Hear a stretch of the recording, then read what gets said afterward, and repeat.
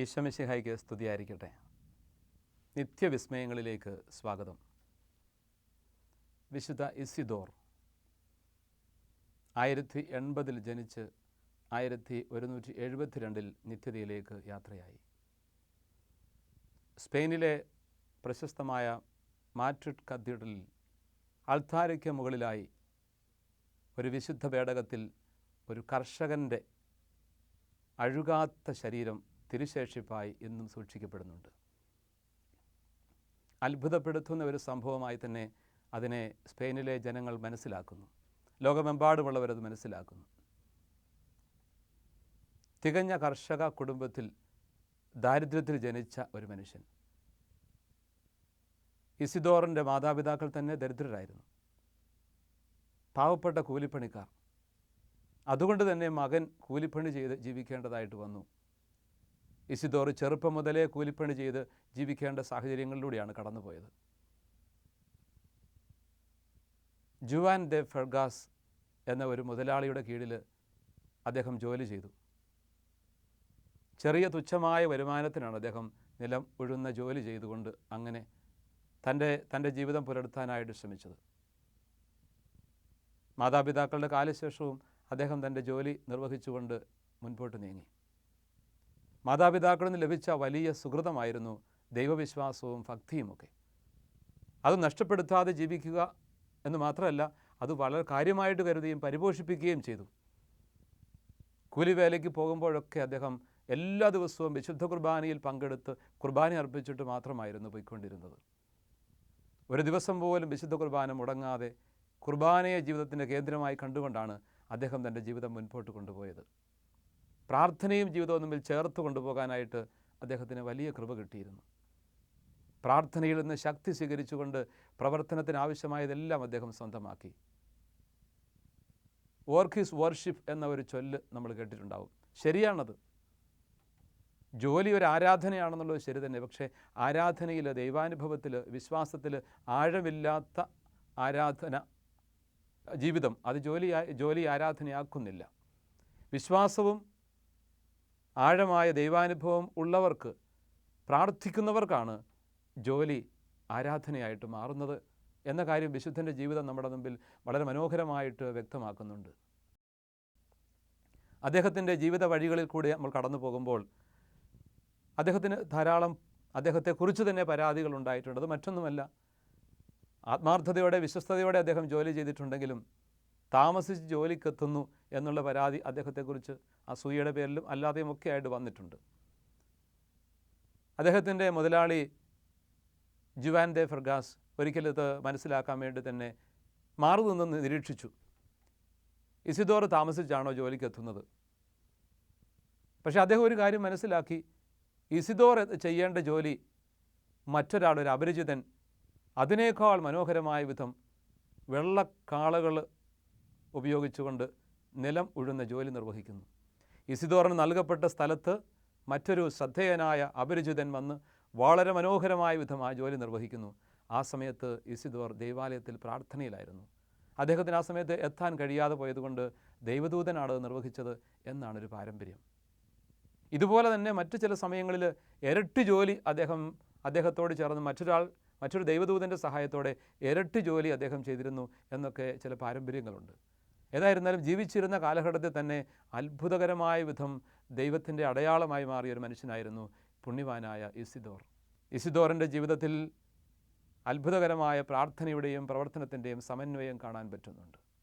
പ്രാർത്ഥനയും പ്രവർത്തനവും, പ്രാർത്ഥനയും ജോലിയും എങ്ങനെ ചേർത്ത് ജീവിക്കണമെന്നുള്ളതിൻ്റെ സുന്ദരമായ മാതൃകയാണ് ഇസിദോർ.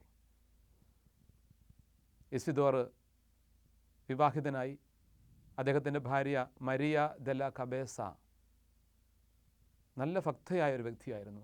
തൻ്റെ ഭർത്താവിനോട് ചേരുന്ന വിധം എല്ലാ തരത്തിലും വിശുദ്ധമായ ജീവിതം നയിച്ചുകൊണ്ട് ഒരു പുണ്യവതിയായി തന്നെ ജീവിച്ചു. അവർക്ക് ഒരു കുഞ്ഞ് ജനിച്ചു. പക്ഷേ ആ കുഞ്ഞ് ബാല്യത്തിൽ തന്നെ മരിച്ചു. അന്നവർ ഒരുമിച്ചൊരു തീരുമാനമെടുത്തു, ഇനി അങ്ങോട്ട് ബ്രഹ്മചര്യ ജീവിതം നയിക്കുക. ഭാര്യ ഭർത്താക്കന്മാരാണെങ്കിലും ദാമ്പത്യ ബന്ധങ്ങളിൽ ഏർപ്പെടാതെ പരിശുദ്ധിയിൽ പരസ്പര സമ്മതത്തോടു കൂടി ബ്രഹ്മചര്യ ജീവിതം നയിക്കുക. വിശുദ്ധിയിൽ രണ്ടുപേരും വളർന്നുകൊണ്ടിരുന്നു. അവരുടെ ജീവിതം തികച്ചും മാതൃകാപരമായി മുൻപോട്ട് നീങ്ങി. 1172 മെയ് മാസം 15-ാം തീയതി ഇസിദോർ നിത്യസമ്മാനത്തിനായിട്ട് യാത്രയായി. അത് കഴിഞ്ഞ് കുറേ നാളുകൾക്ക് ശേഷം അദ്ദേഹത്തിൻ്റെ ഭാര്യയും മരിച്ചു. ഭാര്യയും വിശുദ്ധിയായിട്ട് തന്നെയാണ് അറിയപ്പെടുന്നത്. മരിയ ദെല കബേസ വിശുദ്ധ എന്ന് നാമകരണം ചെയ്യപ്പെട്ടിട്ടില്ലെങ്കിലും വിശുദ്ധയായിട്ട് അറിയപ്പെടുന്ന വ്യക്തിയാണ്. അവളുടെ പ്രതിമ എടുത്തുകൊണ്ട് പ്രത്യേക ചില സാഹചര്യങ്ങളിൽ, വരൾച്ചയുടെ കാലഘട്ടങ്ങളിൽ, പ്രകൃതിക്ഷോഭങ്ങളുണ്ടാകുന്ന കാലഘട്ടങ്ങളിലൊക്കെ പ്രദക്ഷിണം നടത്താറുണ്ടത്രേ. ഒരു ധന്യമായ കുടുംബം, വിശുദ്ധരായ ഭാര്യ ഭർത്താക്കന്മാർ, അനുഗ്രഹീതമായ ഒരു കുടുംബ സാന്നിധ്യം, സ്നേഹത്തോടെ പങ്കിട്ട് ജീവിച്ച ധന്യജീവിതങ്ങൾ. പുണ്യവാനായ ഇസിദോറിൻ്റെ ശരീരം അഴുകാതെ ഇരുന്നു എന്നുള്ള അത്ഭുതകരമായ ഒരു അടയാളവും കൂടി ലോകത്തിന് മുമ്പിൽ കാണപ്പെട്ടു. അദ്ദേഹത്തിൻ്റെ ശരീരം അഴുകാതിരിക്കുന്നു എന്നുള്ളത് അദ്ദേഹത്തിൻ്റെ ജീവിതവിശുദ്ധിയുടെ ഭാഗമായിട്ട് ജനങ്ങൾ മനസ്സിലാക്കി. ഫിലിപ്പ് മൂന്നാമൻ രാജാവ്, സ്പെയിനിലെ രാജാവായ ഫിലിപ്പ് മൂന്നാമൻ വലിയൊരു രോഗബാധിതനായി മാറിയ ഒരു കാലം. പുണ്യവാൻ്റെ മാധ്യസ്ഥം തേടുകയും അത്ഭുതകരമായ വിധം അദ്ദേഹത്തിന് രോഗശാന്തി ലഭിക്കുകയും ചെയ്തു. ഇസിദോറിൻ്റെ പ്രത്യേക മാധ്യസ്ഥത്താൽ രോഗശാന്തി ലഭിച്ച ഫിലിപ്പ് മൂന്നാമൻ അദ്ദേഹത്തിന് വേണ്ടി തന്നെ ഒരു വലിയ വിലയേറിയ വെള്ളി കൊണ്ടുള്ള ഒരു വെള്ളിപ്പേടകം നിർമ്മിച്ച് അതിൽ അദ്ദേഹത്തിന് തിരുശേഷിപ്പുകൾ സൂക്ഷിച്ചു. അങ്ങനെ തിരുശേഷിപ്പുകൾ വീണ്ടും പരിശോധനയ്ക്കായിട്ട് എടുക്കുമ്പോഴും അത് അഴുകാത്ത ശരീരമായിട്ട് ശോഭിതമായിരുന്നുവെന്നാണ് പറയപ്പെടുന്നത്. പല പ്രാവശ്യം അത് സംസ്കരിക്കാനിട വന്നു, പലപ്പോഴും എടുത്തതിന് ശേഷം. അപ്പോഴൊക്കെ അഴുകാത്ത ശരീരമായിട്ട് നൂറ്റാണ്ടുകൾ മുൻപോട്ട് നീങ്ങി. 1969 ആ ശരീരം വീണ്ടും എടുത്ത് മാറ്റൽ കത്തീഡ്രലിൽ സംസ്കരിക്കുന്നത്. അപ്പോൾ ഏതാനും ചില കേടുപാടുകളൊക്കെ സംഭവിച്ചിരുന്നുവെങ്കിലും ശരീരം ഇന്നും അഴുകാതെ തന്നെയാണ് ആയിരിക്കുന്നത്. അത്ഭുതകരമായ ദൈവസാന്നിധ്യം നൽകാൻ, അത്ഭുതകരമായ സ്നേഹത്തിൻ്റെയും പങ്കുവയ്ക്കലിൻ്റെയും ദാരിദ്ര്യത്തിനിടയിലും ദൈവത്തെ കണ്ടുമുട്ടിയ അനുഭവങ്ങളുടെയും ഒരു ഉടമയാണ് വിശുദ്ധ ഇസിദോർ.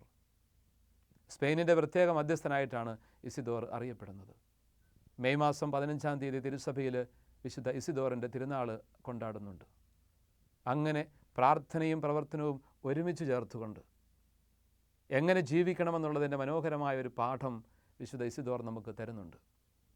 പലപ്പോഴും മനുഷ്യന് ചേർത്ത് വെക്കാനായിട്ട് ഏറെ ബുദ്ധിമുട്ടുന്ന ജീവിതമാണ് നിസ്സാരനായ ഈ കർഷകൻ, ഈ ഒരു കൂലിപ്പണിക്കാരൻ, അധികം വിദ്യാഭ്യാസമൊന്നുമില്ലാത്ത ഈ പാവപ്പെട്ട മനുഷ്യൻ നമ്മുടെ മുമ്പിൽ കൊണ്ടുവരുന്നത്.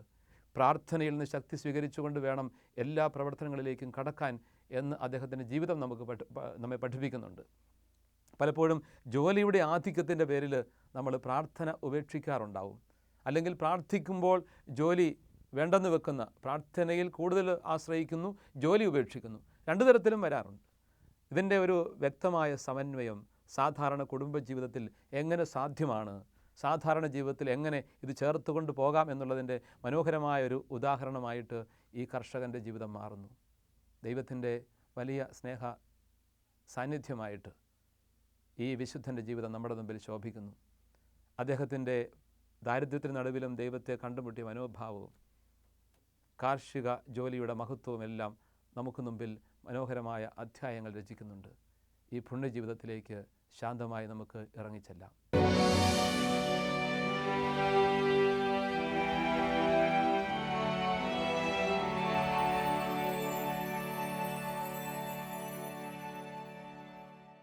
കർഷക വിശുദ്ധനായ വിശുദ്ധ ഇസിദോറിൻ്റെ ജീവിതത്തിൻ്റെ മൂല്യവഴികളിലൂടെ നമുക്കൊന്ന് യാത്ര ചെയ്യാം.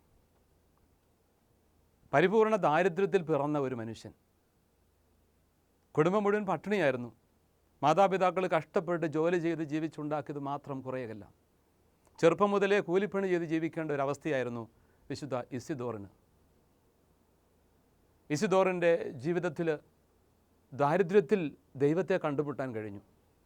കഷ്ടപ്പാടുകളിലും ദാരിദ്ര്യത്തിലും ദൈവത്തെ കണ്ടെത്താൻ പറ്റുക നിസ്സാര കാര്യമല്ല. പലപ്പോഴും സമൃദ്ധിയിൽ, സമ്പത്തിൽ, സുഖ സൗഭാഗ്യങ്ങളിൽ ദൈവത്തെ കണ്ടെത്തുവാനുള്ളൊരു സ്വാഭാവിക പ്രവണതയുണ്ട് മനുഷ്യർക്ക്. ഒരുതരം പ്രോസ്പെരിറ്റി ഗോസ്പൽ.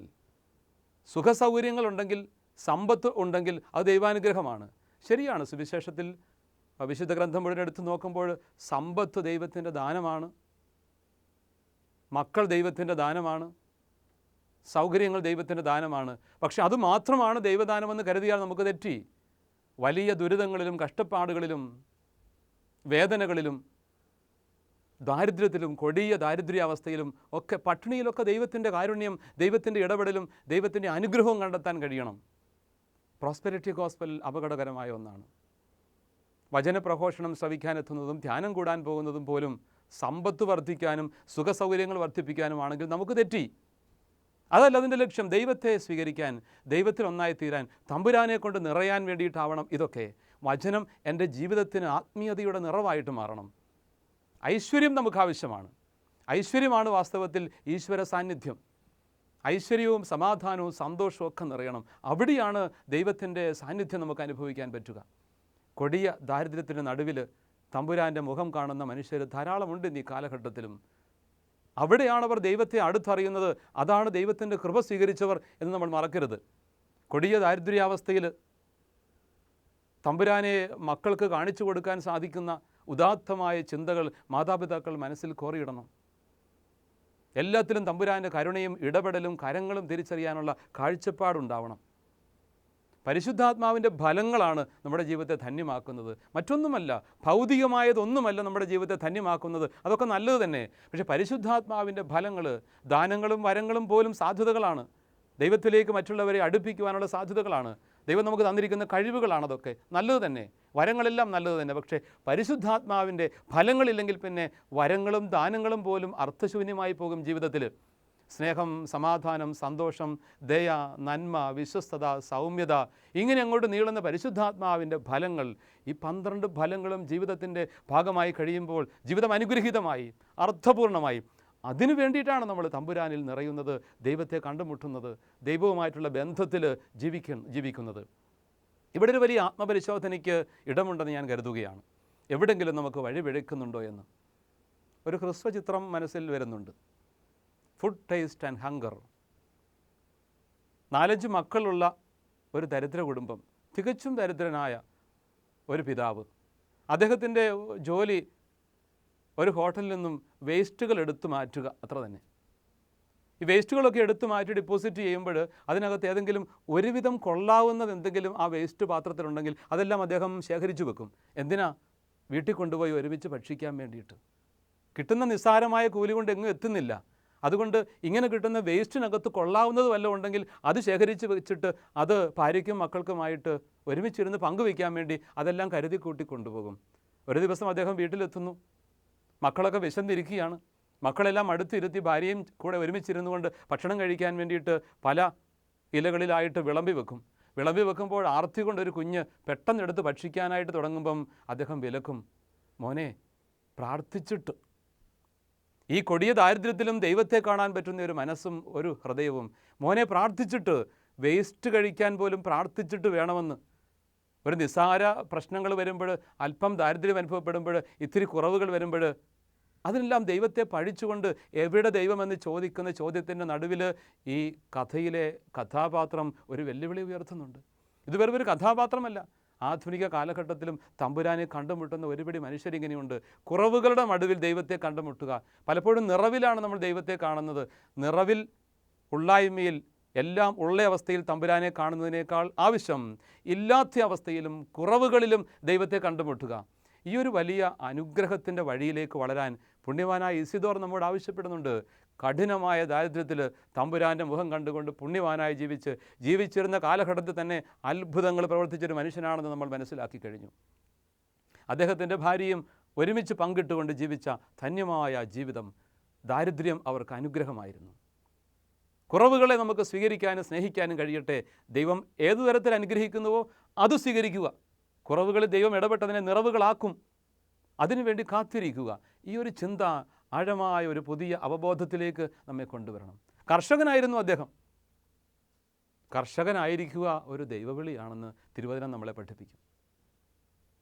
ഉൽപ്പത്തി പുസ്തകം 2-ാം അധ്യായം 15-ാമത്തെ തിരുവചനം, ആദത്തെയും ഹവ്വയെയും ദൈവം കൃഷി ചെയ്യാനും തോട്ടം സംരക്ഷിക്കാനുമായിട്ട് അവിടെ നിയമിക്കുകയാണ്. കൃഷി ചെയ്യാനും തോട്ടം സംരക്ഷിക്കാനുമായിട്ട് ദൈവം അവരെ അവിടെ നിയോഗിച്ചു. കൃഷി ചെയ്യുക എന്നുള്ളത് ദൈവം നൽകിയിരിക്കുന്ന വിളിയാണെന്ന് വ്യക്തമാണ് തിരുവചനത്തിൽ. മണ്ണുമായിട്ടുള്ള ബന്ധം മനുഷ്യൻ്റെ ജീവിതത്തിൻ്റെ അസ്തിത്വപരമായ ഒരവസ്ഥയാണ്. ഉൽപ്പത്തി പുസ്തകത്തിലെ 2-ാം അധ്യായം യാഹ്വിസ്റ്റിക് പാരമ്പര്യത്തിൽ രൂപപ്പെട്ടതാണെന്ന് നമുക്കറിയാം. ഈ പാരമ്പര്യത്തിൽ ദൈവം തന്നെ മണ്ണ് കുഴച്ചെടുത്ത് മണ്ണിൽ നിന്നും മനുഷ്യനെ മെനഞ്ഞെടുത്തു എന്ന തരത്തിലുള്ള ഒരു ആഖ്യാനമാണത്. മനോഹരമായ ഒരു ചിത്രീകരണമാണ്. ദൈവത്തിൻ്റെ കരുതലുള്ള സ്നേഹം, കരകവിയുന്ന കാരുണ്യം, അവിടുത്തെ കരുണാർദ്രമായ സ്നേഹത്തിൻ്റെ സ്പർശം, ഇതെല്ലാം അവിടെ വ്യക്തമായിട്ട് കാണാൻ പറ്റും. അവിടെ മണ്ണിൽ നിന്നും മെനയപ്പെട്ട മനുഷ്യൻ മണ്ണുമായിട്ടുള്ള ബന്ധത്തിലാണ് നിലകൊള്ളുന്നത് എന്ന ഒരു പാഠം കൂടി കിടപ്പുണ്ട്. ഈ മറഞ്ഞു കിടക്കുന്ന പാഠം നമ്മൾ ഒരിക്കലും മറക്കാൻ പാടില്ല. മണ്ണുമായിട്ടുള്ള ബന്ധം എന്നുപേക്ഷിക്കുന്നുവോ, മണ്ണിനെ നമ്മൾ മറക്കുന്നുവോ, അവിടെ മനുഷ്യൻ്റെ അസ്തിത്വപരമായ ഒരു വൈകല്യം കയറി വരാൻ ഇടയുണ്ട് എന്നുള്ളതാണ് സത്യം. മണ്ണിനോടുള്ള ബന്ധം മനുഷ്യൻ്റെ അടിസ്ഥാനപരമായ ബന്ധമാണ്. മണ്ണിലേക്ക് തന്നെയാണ് അവൻ തിരികെ പോകുന്നതും. അതുകൊണ്ട് ഈ മണ്ണുമായിട്ടുള്ള ബന്ധത്തിലൂടെ നമ്മുടെ ജീവിതം അർത്ഥപൂർണമായ ഒരു ആത്മാർത്ഥതയിലേക്ക്, നഷ്ടപ്പെട്ടു പോകാത്തൊരു പശ്ചിമയിലേക്ക്, അനുഗ്രഹീതമായ ഒരു ഹരിതാഭമായ അവസ്ഥയിലേക്ക് വളർന്നെത്തും. അതുകൊണ്ട് മണ്ണ് നമ്മുടെ ജീവിതവുമായിട്ട് ചേർത്ത് വെക്കേണ്ടതാണ്. നമ്മുടെ കാലടികൾ മണ്ണിൽ ഉറയ്ക്കണം. അത് മംഗൾയാൻ യുഗത്തിലും മംഗൾയാൻ അന്യഗ്രഹങ്ങളിൽ മനുഷ്യനെ എത്തിക്കാം, അല്ലെങ്കിൽ മനുഷ്യൻ്റെ പഠന സാധ്യതകൾ എത്തിക്കാം.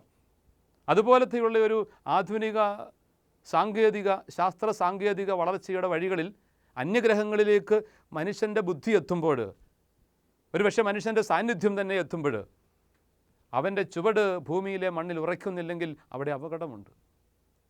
പലപ്പോഴും നമ്മളൊക്കെ കൃത്രിമ ലോകത്തിലേക്ക് പെട്ടുപോകുന്നത് ഈ ബന്ധം നഷ്ടപ്പെടുന്നത് കൊണ്ടാണ്. കൃത്രിമ ലോകത്തിലേക്ക് പോകുന്നത് അപകടകരമായ ഒരു സാഹചര്യമാണിന്ന്.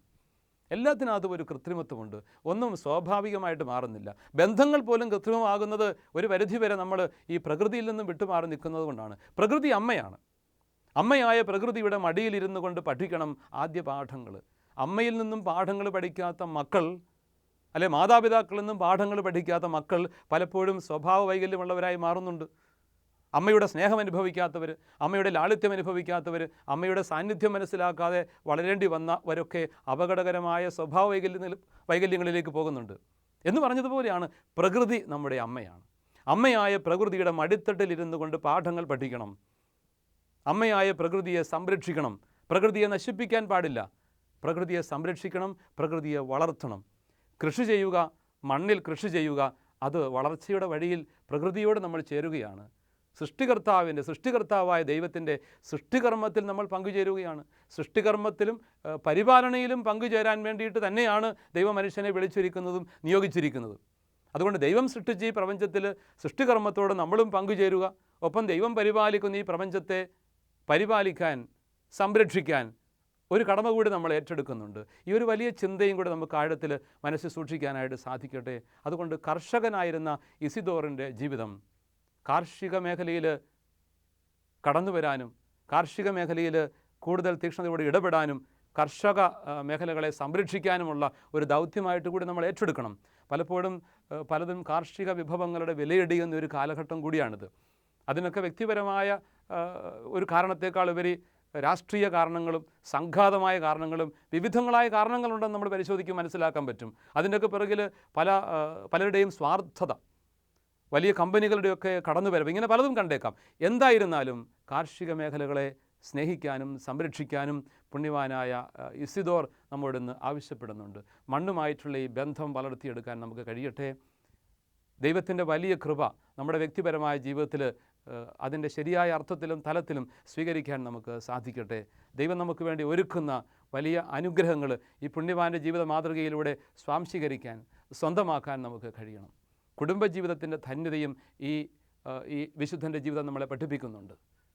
അദ്ദേഹം തൻ്റെ പ്രിയപ്പെട്ട ഭാര്യയോട് ചേർന്നുകൊണ്ട് ജീവിച്ചു. തികഞ്ഞ ആത്മനിയന്ത്രണത്തിൻ്റെ ജീവിതമായിരുന്നു നമ്മൾ മനസ്സിലാക്കി കഴിഞ്ഞു. കന്യത്വം പാലിക്കുവാൻ അവർ തീരുമാനിച്ചു. അവർക്ക് ജനിച്ച ഒരു കുഞ്ഞ് മരിച്ചു പോയപ്പോഴും നമ്മൾ കണ്ടു. ആത്മനിയന്ത്രണത്തിൻ്റെ ജീവിതം.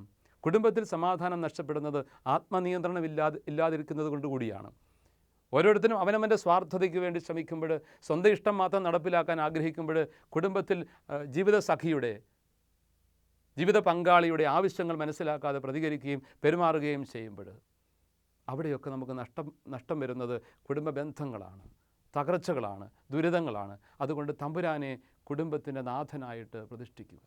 കർത്താവ് കുടുംബത്തിൻ്റെ നാഥനാകുമ്പോൾ പിന്നെ അവിടെ നിന്നായിരിക്കും ഭരിക്കുന്നത്. ആ കുടുംബത്തിൻ്റെ ചെയ്തികളെ, ആ കുടുംബത്തിൻ്റെ സംസാര ശൈലികളെ, ആ കുടുംബത്തിൻ്റെ എല്ലാവിധമായ സമർപ്പണങ്ങളെയും അവിടെ നിന്നായിരിക്കും അനുഗ്രഹിക്കുന്നത്. അതിനിടയാവണം. അതുകൊണ്ട് മാതൃക കുടുംബമെന്ന നിലയിൽ ജീവിക്കാനും ജീവിതത്തിൽ വരുന്ന ദുരിതങ്ങളിലും കഷ്ടപ്പാടുകളിലും പട്ടിണിയിലുമൊക്കെ ദൈവത്തിൻ്റെ സാന്നിധ്യം കണ്ടെത്തി തമ്പുരാനും നന്ദി പറയാനും നമുക്ക് സാധിക്കട്ടെ. കാർഷിക മേഖലയെ സ്നേഹിക്കാൻ, യഥാർത്ഥ കർഷകൻ്റെ ജീവിതത്തിൻ്റെ മഹത്വം തിരിച്ചറിയാൻ, മണ്ണിനെ സ്നേഹിക്കാൻ, മണ്ണുമായി ബന്ധപ്പെട്ട് ജീവിക്കാനൊക്കെ പുതിയൊരു പ്രചോദനമായി പുണ്യവാൻ്റെ ജീവിതം നമ്മുടെ മുമ്പിൽ അവതരിക്കുന്നു. ദൈവത്തിൻ്റെ വലിയ കൃപ നമുക്ക് പ്രാർത്ഥിക്കാം.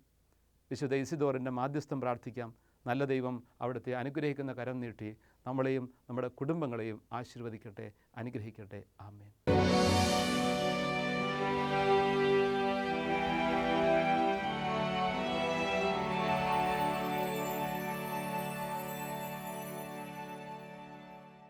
നമുക്ക് മിഴിപൂട്ടി ദൈവസന്നിധിയിലേക്ക് തിരിയാം. പിതാവും പുത്രനും പരിശുദ്ധാത്മാവുമായ ത്രിയേക ദൈവമേ, ഞങ്ങളങ്ങേ ആരാധിക്കുകയും സ്തുതിക്കുകയും നന്ദി പറയുകയും ചെയ്യുന്നു. തിരുസാന്നിധ്യം ഞങ്ങൾ ഏറ്റുപറയുന്നു. വിശുദ്ധരിലൂടെ ഞങ്ങളുടെ ജീവിതത്തെ അനുഗ്രഹിക്കുന്ന, അവരുടെ മാതൃക ഞങ്ങളുടെ മുമ്പിൽ മനോഹരമായി തന്നുകൊണ്ട് ഞങ്ങളെ അനുഗ്രഹിക്കുന്ന, അവരുടെ വഴികളിലേക്ക് തിരിഞ്ഞു നോക്കാൻ ഞങ്ങളെ പ്രേരിപ്പിക്കുന്ന അങ്ങയുടെ സ്നേഹത്തിനും കരുണയ്ക്കും നന്ദി പറയുന്നു. പുണ്യവാനായ ഇസിദോറിൻ്റെ ജീവിതത്തെ ഞങ്ങൾക്ക് മാതൃകയായി അങ്ങ് നൽകിയല്ലോ. കർഷക വിശുദ്ധൻ ഞങ്ങളുടെ സാധാരണ ജീവിതത്തിലേക്ക് ഇറങ്ങി വരുന്ന ഒരടയാളമാണ്. ഞങ്ങളുടെ അനുദിന ജീവിതത്തിൻ്റെ പാവപ്പെട്ട മേഖലകളിലേക്കും ദാരിദ്ര്യത്തിൻ്റെയും കഷ്ടപ്പാടിൻ്റെയും മേഖലകളിലേക്കും അങ്ങയുടെ സാന്നിധ്യം അനുഭവിച്ചറിഞ്ഞ ഈ മനുഷ്യൻ്റെ ജീവിതം, ഈ പുണ്യവാൻ്റെ ജീവിതം ഒരു വലിയ വെല്ലുവിളിയായി കടന്നു വരുന്നു. കർത്താവായ ദൈവമേ, വിശുദ്ധ ഇസിദോറിനെ ഞങ്ങൾക്ക് മാതൃകയായി നീ നൽകിയല്ലോ. ഞങ്ങളുടെ ജീവിതത്തിലെ കുറവുകളിലും ബലഹീനതകളിലും കഷ്ടപ്പാടുകളിലും ദാരിദ്ര്യത്തിലും അങ്ങയുടെ തിരുമുഖം കണ്ടെത്തി ജീവിക്കുവാനുള്ള കൃപ നൽകണമേ. നല്ല ദൈവമേ, ചിലപ്പോഴെല്ലാം ഞങ്ങൾ പരിഭവിച്ചിട്ടുണ്ട്. ഞങ്ങൾക്ക് കഷ്ടപ്പാടുകളും ദാരിദ്ര്യവും ബുദ്ധിമുട്ടുകളും ഉണ്ടാകുമ്പോൾ ഞങ്ങൾ പരാതിപ്പെട്ടിട്ടുണ്ട്, അങ്ങയെ മറന്നിട്ടുണ്ട്. സൗകര്യങ്ങൾക്ക് വേണ്ടി, സമ്പത്തിനു വേണ്ടി, സുഖഭോഗങ്ങൾക്ക് വേണ്ടി ആയിരിക്കും പലപ്പോഴും ഞങ്ങൾ പ്രാർത്ഥിക്കാറുള്ളത്. ഞങ്ങളുടെ പ്രാർത്ഥനയിലും നിയോഗങ്ങളിലും പോലും തെറ്റുകൾ കടന്നു വരുന്നതായി ഞങ്ങൾ കാണുന്നു. ഞങ്ങൾ ധ്യാനങ്ങളിൽ സംബന്ധിക്കുന്നതും മറ്റു കാര്യങ്ങൾക്ക് വേണ്ടി ആഗ്രഹിക്കുന്നതുമെല്ലാം ശുദ്ധ നിയോഗത്തോടു കൂടി അല്ലാതെയായി പോകുന്നല്ലോ. ദൈവമേ, ഞങ്ങൾക്ക് മാപ്പ് നൽകണമേ. കഷ്ടപ്പാടുകളുടെയും ബുദ്ധിമുട്ടുകളുടെയും പട്ടിണിയുടെയും നടുവിൽ അങ്ങയുടെ സ്നേഹം അനുഭവിച്ചറിയുവാൻ, വേദനകളിലേക്കും ദുരിതങ്ങളിലേക്കും ഇറങ്ങി വരുന്ന അങ്ങയെ തിരിച്ചറിയുവാൻ ഞങ്ങളെ അനുഗ്രഹിക്കണമേ. നിൻ്റെ സ്നേഹ സാന്നിധ്യം ഞങ്ങൾക്ക് എപ്പോഴും തരണമേ. നീ ആഗ്രഹിക്കുന്ന വിധം നിന്നോട് ചേർന്ന് എപ്പോഴും ജീവിക്കാനും പ്രാർത്ഥനയും പ്രവർത്തനവും ചേർത്ത് കൊണ്ടുപോകാനും ഞങ്ങളെ അനുഗ്രഹിക്കണമേ. പ്രാർത്ഥനയിൽ നിന്നും ശക്തി സ്വീകരിച്ചുകൊണ്ട് പ്രവർത്തന മേഖലകളിലേക്ക് ഇറങ്ങുമ്പോൾ അങ്ങയുടെ അത്ഭുതകരമായ കരം ഞങ്ങളെ വഴി നടത്തുമെന്ന് വിശുദ്ധ ഇസിദോറിൻ്റെ ജീവിതം ഞങ്ങൾക്ക് പറഞ്ഞു തരുന്നുണ്ടല്ലോ. ഞങ്ങളുടെ പ്രവർത്തന മേഖലകളിൽ ഞങ്ങൾ ക്ഷീണിച്ചു പോകുന്നത് പ്രാർത്ഥനയില്ലാത്തത് കൊണ്ടാണ്. ഞങ്ങൾക്ക് ശക്തി ചോർന്നു പോകുന്നത് അങ്ങയുടെ സഹായം ഞങ്ങൾ തേടാത്തത് കൊണ്ടാണെന്ന് തിരിച്ചറിയുന്നു. വിശുദ്ധ കുർബാനയാകുന്ന ശക്തി സ്രോതസ്സിൽ നിന്നും ശക്തി സ്വീകരിച്ചുകൊണ്ട് എന്നും കുർബാനയിൽ പങ്കുചേർന്നുകൊണ്ട് ആ വലിയ ചൈതന്യത്തോടുകൂടി ജീവിതത്തിൻ്റെ നാൾ വഴികളിലേക്ക് ഇറങ്ങാൻ ഞങ്ങളെ അനുഗ്രഹിക്കണമേ. പ്രാർത്ഥിച്ചുകൊണ്ടെല്ലാം തുടങ്ങാനും പ്രാർത്ഥിച്ചുകൊണ്ട് അവസാനിപ്പിക്കാനും ഞങ്ങളെ പഠിപ്പിക്കണമേ. പ്രാർത്ഥനയുടെ വിലയറിഞ്ഞുകൊണ്ട് ജീവിക്കുവാൻ ഞങ്ങളുടെ മേൽ കൃപയരളിയാലും മണ്ണുമായിട്ടുള്ള ബന്ധം ഞങ്ങൾ നഷ്ടപ്പെടുത്താതിരിക്കട്ടെ. കാർഷിക മേഖലകളിൽ അവിടുത്തെ അനുഗ്രഹം ചൊരിയണമേ. കാർഷിക മേഖലകളെ സ്നേഹിക്കുവാൻ ഞങ്ങളെ പഠിപ്പിക്കണമേ. മണ്ണിനോട് ബന്ധപ്പെട്ടുകൊണ്ട് ആത്മാർത്ഥതയുടെ സ്നേഹത്തിൻ്റെ ഹരിതാഭമായ ജീവിതം നയിക്കുവാൻ ഞങ്ങളെ അവിടുന്ന് ആശീർവദിച്ചാലും ഞങ്ങളുടെ ജീവിതത്തിൻ്റെ കുറവുകളിൽ അവിടുന്ന് നിറവായി വർദ്ധിക്കണമേ. നീ ആഗ്രഹിക്കുന്ന വിധം നീ ഞങ്ങൾക്ക് നൽകിയ ജീവിത സാഹചര്യങ്ങളിൽ കുടുംബത്തിൽ അങ്ങയുടെ സ്നേഹത്തിൻ്റെ പങ്കുവെക്കൽ നടത്തിക്കൊണ്ട് ജീവിക്കുവാൻ കൃപയരളിയാലും കുടുംബത്തിൽ ആത്മനിയന്ത്രണം പാലിച്ചുകൊണ്ട് സ്നേഹത്തോടെ പങ്കുവെച്ചുകൊണ്ട് അങ്ങയോട് ചേർന്ന് അങ്ങയെ കുടുംബത്തിൻ്റെ നാഥനായി സ്വീകരിച്ചുകൊണ്ട് ജീവിക്കുവാൻ ഞങ്ങളെ ആശീർവദിക്കണമേ. ഞങ്ങളുടെ അമ്മയായ പരിശുദ്ധ കന്യകാമറിയമേ, സ്വർഗവാസികളെ, വിശുദ്ധരെ, വിശുദ്ധ ഇസിദോറെ ഞങ്ങൾക്ക് വേണ്ടി മാധ്യസ്ഥം പ്രാർത്ഥിക്കണമേ. നിത്യം പിതാവും പുത്രനും പരിശുദ്ധാത്മാവുമായ സർവേശ്വര എന്നേക്കും ആമേൻ.